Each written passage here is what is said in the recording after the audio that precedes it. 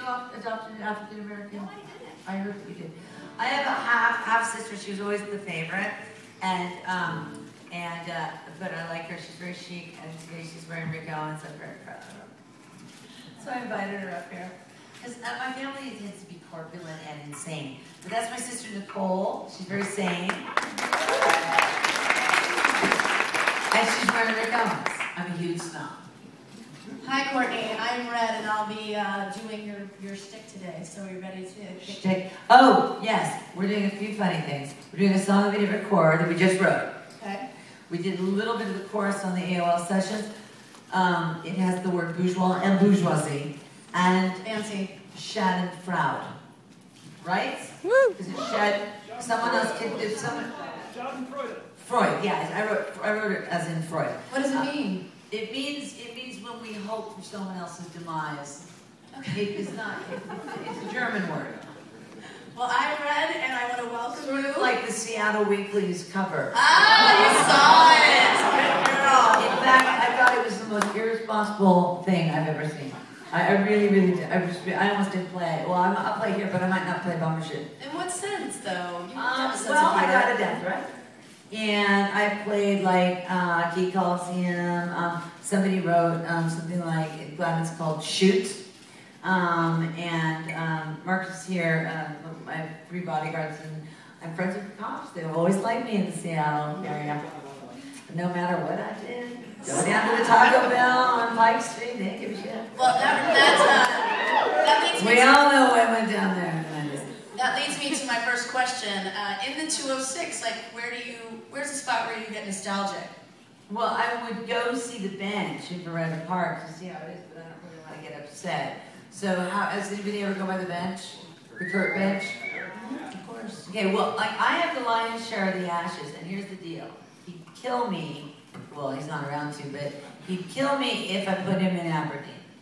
And I'm not putting in LA in that, oh my goth cemetery. You know the one with Jane Mansfield? I believe so. It's the big one. He'd see the humor in it, but it's Lunchbox Kids, and they pour weird. And then, he never really did the France thing. So no respectable graveyard here, which we didn't live here. He wasn't from here, and I wasn't from here. But everyone said we were. So when they started chasing us down about Franny the first time, I went in, I came up here, and I remember from juvenile, I heard the Runaways. I was a really bourgeois kid, and I came from a very, very wealthy, wouldn't you say? Yes, is my upper middle class sister who went to Vassar. And Brown. Everyone in my family did that. They went to Stanford, Vassar, Brown. So anyway, I was the one that was like a juvie on purpose because I heard the Runaways. And my family went to live in New Zealand, and the favorite one over there. Yeah, I love her. I'm not being a bitch. She's wearing Rick Owens. I'm so proud of her. But she always was the favorite, weren't you, Nicole? Yeah. Did it take some coercing to get her to wear that, or is she? No, she has her own Rick Owens. She's chic. Okay. She has parties in her house when Sean Penn comes, and doesn't talk about me. We're not getting into that. Okay, so it should have been you. Oh no, we're getting into that. Okay, so I was gonna say I don't like it here.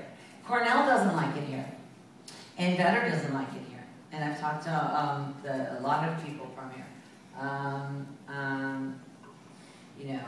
I don't know that Pavitt has anything to do with Sub Pop anymore. Jonathan might, right? Poneman still something to do with Sub Pop? Yes? Yes. Do you know how I got on a Sub Pop single, by the way? The night before, he was at the Riot House, and he was getting 5% of Nevermind, which has kept Sub Pop in business forever. And do you remember that guy that ripped off Leonardo and all those people, Daniel Giacchetta back in the day? Daniel Giacchetta's first deal, he was going to Harvard Night School, and he sold 44% of Kurt's publishing on Nevermind for like $22 million, which was big money back in the day. Anyway, I played side 1 and side 2 in chronological order of Cheap Trick, Black and White, and in color for Poneman, and he gave me a pop single of the month. And people think I blew him or something. I've never blown anyone. Well, you actually, the last time we chatted, you said you haven't arrived until you've gotten a blowjob from Miss Courtney Love. You remember that? I get good love. This is true. Yeah, at least it beats that one dumb quote where I said, you fuck went on or a feud with me, because that's silly. I must have been high. Instead of doing Girl Interrupted, I just lived it. So, one, because she was all tragic. Anyway, Francis had to kick her out of the house in the West. Should we freak them out first? No, save that. Save that one. All right. This one. Okay, wait. We'll do it. I just need some water. I want to thank this station. The end is playing the song Samantha. And Samantha is the song that took a year to write, so we're going to play now. Could someone give me my Vita Coco? The best thing Madonna's ever done is invest in this shit. And you can always buy the alternate brand, but other than La Isla Bonita,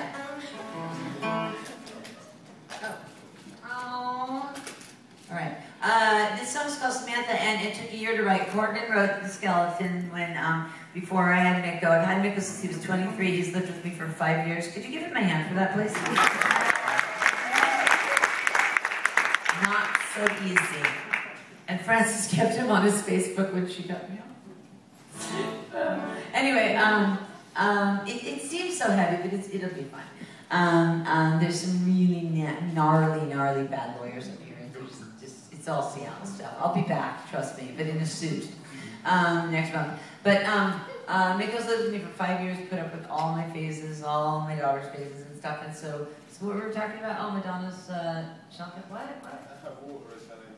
Vita Coco. It's amazing. So this song took a year to write. Linda Perry was off. And Mikko and me wrote a song called Honey, which is beautiful. Skinny Little Bitch, which is beautiful. Nobody's Daughter, which is beautiful. But this was already a skeleton Billy had written, and I knew it was a lead single, but then one night I got the chorus of it, which goes, people like you. I have to say suck on the radio. Are we on the radio now? Okay, great, so it's Stern time, right? Okay. People like you, fuck people like me. You know what? And I was thinking, because I realized I listened to Head Like a Hole, which you might know is the similarity. And I was like, I have nothing to kick like Metallica's ass. I have nothing to kick Trent's ass. I have these like gorgeous songs, but so weirdly I asked Brody to sing, Brody Doll, and she's really happy being Mrs. Joshua May. I think like she was, not babysitting in the valley, and she's like, I don't know. Called Corgan before the fight, because Corgan he's always started fights with me whenever he writes with me, and I just ignore him. He'll be back. It's fine. And you don't even get jealous that he's stealing your girl. It's so weird. It's fucking nice. He's a douche, I know. But I love him. He's a very talented guy. It's like he can't apply his own, hooks to himself sometimes. Like with Celebrity Skin, do. That's Billy. But when I wake up, that's me. So people like you, and so I called Gerard Way from my camp, who's a friend of Franny's, and he didn't know what number it was, didn't come back for like 3 days. And then I even called Amanda Palmer, who I don't even know, the chick with the crazy eyebrow, and who like always sideswipes at me, like because Frances hangs out with her, and she's wants to live with Marianne Faithfull and Amanda Palmer, so she's looking for other crazy than her mom. But then I called my friend Brett Ratner, who's a big film director, and I had a film prop. This is my last night in LA, and I'm moving to New York. This is a year and 4 months ago, and I said, I have this problem. I can't sing this in this voice. Little voice goes, I'll sing it. It's Mariah Carey. And I go over to Brett's house, and we watch 5 Mariah Carey videos 3 times each, as you do, on a big screen. And my favorite part, and not to diss Mariah because I loved her, she leaned over during one of the videos, she goes, this is the part where I took the waistbands off the jeans. Like it was a trend. Like, it wasn't. But it was fine, And I gave her this really beautiful Titanic 1902, like metallic scarf, which was worth a fortune. And she was actually so offended, she didn't know what it was. She knew it was good though. And then we went, Brett always makes me do the photo booth. And we went to the photo booth, and she's got a really great ass, like beautiful ass. And there's 90 people with her. So bring your tech. Yeah, I have my pet tech with me everywhere. And we go in there, and she's like, people like you, fuck people like me. And I wish someone had filmed it. But we go in the photo booth and she kicks me over her booty. Is that Charlie? Hi, Charlie. She kicks me over her booty, and I love Charlie. He's terrible with money, but he's so good with facts, other than money. And so my friend Brett's like, Mariah, you have to let Courtney in the picture. So there's just pictures of sort of my hair, whatever. That was my last time in LA.